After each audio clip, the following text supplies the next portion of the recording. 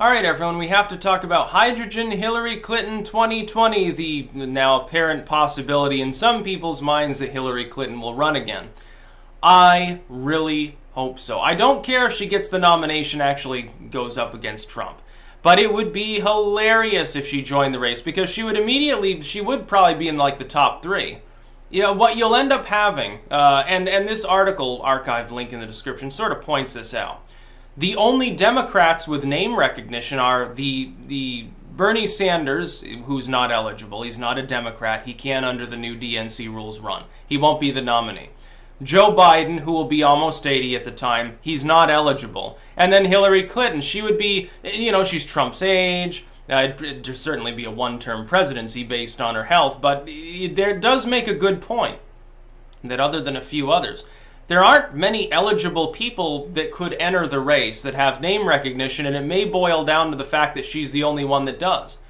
And or the only one with enough monetary backing. Look, I already explained how Gillibrand, who was for a while there, it looked like she would probably be the #1 or #2 person if I were to pick like the top 5. She's fallen down to the end of that, maybe she is #5 now, down with Cory Booker, specifically because even though she had the name recognition, could probably raise the money and could form that hybrid platform to try to glue the progressives to the neoliberals at least, despite that fact, she's been tied to that disgraced New York Attorney General, and a lot of people will never let that go because at the time she was running on a women-women platform, and she'd have to run on a woman-woman platform in order to mount a presidential bid. The problem being, of course, hey, what about that Attorney General who was beating his girlfriends? You glowingly endorsed him. Care to explain? That would be a really, really big issue, I think, during a campaign for her. Kamala Harris is ineligible for the obvious reasons. I'm not looking at the field and seeing much in the way of actual talent. That's the problem. To the point where someone like Bloomberg looks viable simply because he's so loaded. The problem is, you put one, older white dude who's got billions of dollars up against Trump. Trump will macerate him because the Democrats are the ones that would have a problem with their candidate falling into those categories. The Republicans, fuck it. Nobody cares. Trump's already in there, incumbent advantage. He's already been rich, and he likes to brag about it. Bloomberg would be like, oh, well, yeah, I'm rich too. And then he wouldn't talk about it anymore, and Trump would be like, oh, look at the humble billionaire. It's really funny. He's like Mitt Romney. He pretends to be poor. He pretends to care about the working class when he endorses a platform that'll reverse all the changes that we're making. And Bloomberg would fail. Looking at the field, it is a remote possibility that Hillary Clinton is insane enough to run. If she does, the Democrats will be begging her not to, I think. If she does, it might be a slap in the face at the Democratic Party that she genuinely believes has wronged her and prevented her from winning. If that's the case, then it shows she's fucking off her rocker, but it would be really, really funny to see the Democrats implode. And by the way, if she runs, especially if she gets nominated, it will actually long-term help the Democrats because the social alienation of the working class, like the Blue Dogs, some millions of working class Democrats, who are tired of wedge issues, by the way. The socialists, the so-called progressives, people who are maybe more right-leaning Democrats, even libertarian-leaning Democrats, their alienation levels will skyrocket. They won't know what hit them. The party will crash and burn. And then in the next election, they'll get crushed almost out of existence, and then they can finally reform. I keep trying to warn the Democrats, do what the Republicans did. The Republican Party crashed and burned in the wake of the 2012 election. It had to do some soul searching. Like they didn't know what to do other than obstruct. They had no power. What happened is that the RNC did what the DNC did last time around. They ignored a popular insurgent candidate, Ron Paul. He had 12 to 15% of the total vote share across the board. That's not an unpopular candidate. It's not some, well, he's O'Malley with 2 or 3% or Jim Webb or something. This was a fairly popular insurgent candidate who represented libertarian-leaning and disproportionately younger Republicans. Very, very difficult demographic to piss off without repercussions. The DNC did the same when it shafted Sanders, and Sanders was a much stronger, more viable candidate than Ron Paul. Ron Paul was 4th in a 4-man race, down slightly below, I believe it was Rick Santorum, if I remember correctly at the time, who represented sort of evangelicals, and I think, wasn't it Newt Gingrich, or am I thinking of 2008? I don't know, those two races sort of ran together because they were very similar. boring, old, outdated Republicans that couldn't hold a candle against someone who's much younger and more suave and more camera-friendly like Barack Obama, admittedly. Now, though, you've got Donald Trump. He is suave for the cameras. He knows how to strut it on stage. He's been doing it his whole life. Who are the Democrats going to put before him? If they put Hillary Clinton up there, she gets laid waste to. Because a lot of Democrats have already took up the line, no more Bushes, no more Clintons. People like myself did as well, and I leaned towards that, you know, the right wing at the time, because I'm like, well, Obama's laying waste to the country, fuck him. The Democrats are stupid. The Republicans, some of those in the field, I mean, if it had been a Rubio or a Ted Cruz, I certainly wouldn't have voted for him. I wouldn't have voted for a Jeb if you had paid me $1 million to cast my ballot for him. At that point, though, Trump takes over. In the wake of, I preferred Rand Paul, for a while dabbled with the Libertarian Party, then Johnson went totally nuts, and I'm like, well, screw this, basically, I'm just going to vote for Trump, despite my misgivings about some elements of his platform, perhaps stated or otherwise.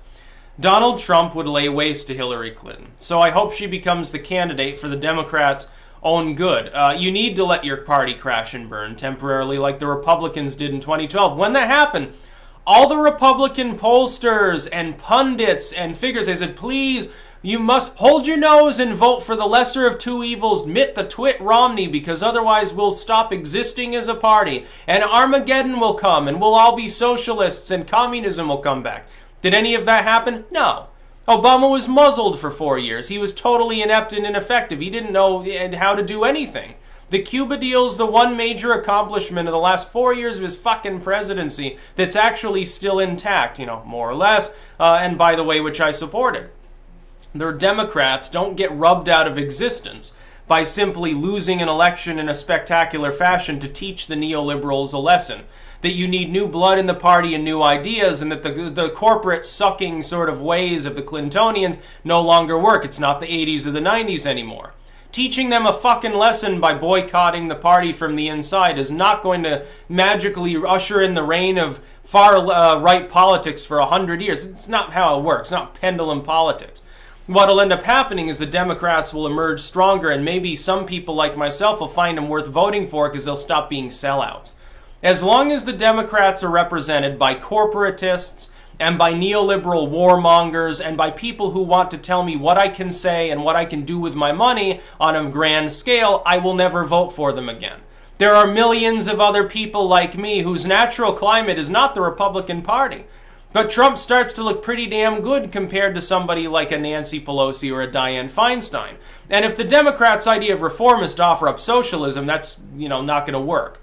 That would be a very temporary thing. I think that that will, by the way, happen. That's why you need to get it done as quickly as possible. They'll go far left. The far left won't be able to govern. They'll be even worse than the neoliberals. And pretty soon, the neoliberals will reform, conjoin back with the working class, the blue-collar Democrats, and then you'll have a party of JFK, something that's worth voting for.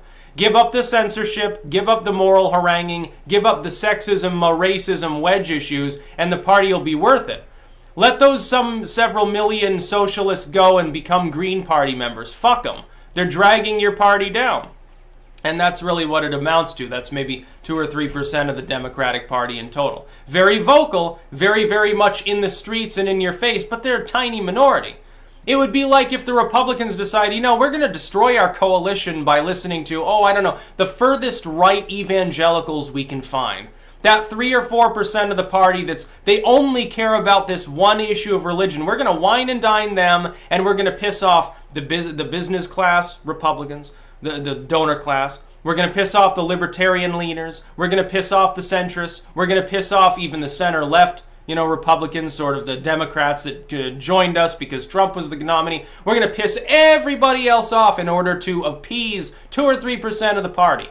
Would that be a good strategy, or would it be dumb? It would be dumb, but that's exactly what the Democrats have been doing. They're playing nice with the Maxine Waters of the party in exchange for pissing off possibly tens of millions of sane voters. You are making an incredible mistake. Let the Democratic Party crash and burn. The walkaway hashtag should be used by the further left and by all the blue dog Democrats. You should abandon the party.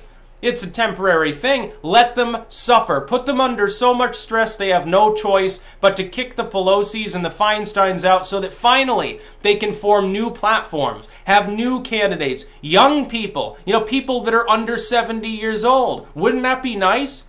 A Democratic Party more representative of the people of the United States? You don't have that right now.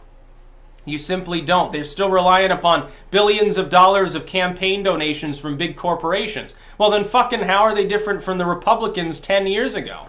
You look like the party of Mitt Romney. I'm surprised that John McCain hasn't said, well, fuck it, I'm going to put a D after my name now. Ain't my party no more. The Republicans aren't his party because the president didn't take corporate donations and doesn't want to start World War III. That's why it's not John McCain's party anymore, and that's why Trump will win 2020.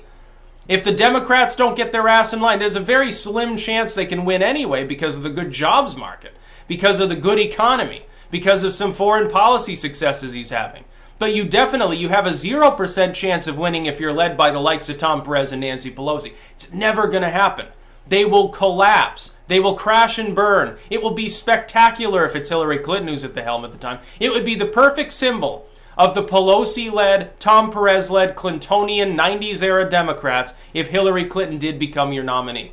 And it would serve some of you right. It would serve you right to go before Trump with Hillary Clinton, gasping for air, a mid-70s unhealthy old woman who represents a consensus that was built 30 years ago. It would be the symbol of the Democrats for her to straggle her ass to the finish line. Trump's already sitting there looking better than ever, having won 2 or 3 extra states. You think you're going to win Virginia or Minnesota at that point? No, you'll lose them. You'll lose Virginia and Minnesota. You'd probably lose New Mexico. You'd lose Colorado and Nevada. You might lose the Pacific Northwest. She would get her ass completely creamed. Joe Biden would probably fare even worse. He'd probably lose New Hampshire as well. Hell, he might even fucking lose New York at that point. Who knows? Bernie Sanders can't save you. He's too old and he's not going to run. He's already said he won't run. So look, that leaves Hillary Clinton and Joe Biden are your saviors right now, Democrats. Yeah, almost half the party wants to have one of them as the nominee. Can you actually believe that? No wonder the party's got problems. That's about all. Peace out.